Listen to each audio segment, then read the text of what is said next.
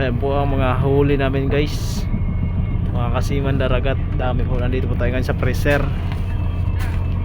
Pakita ko pa sa inyo kung nasaan yung mga isda na huli namin.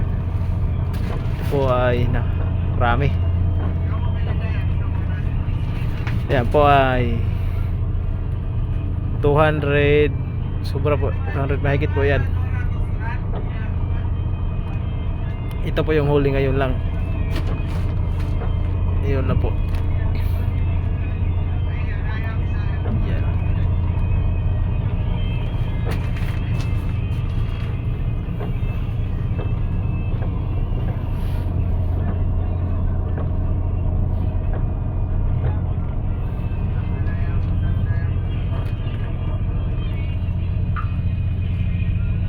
$250 po yan lahat.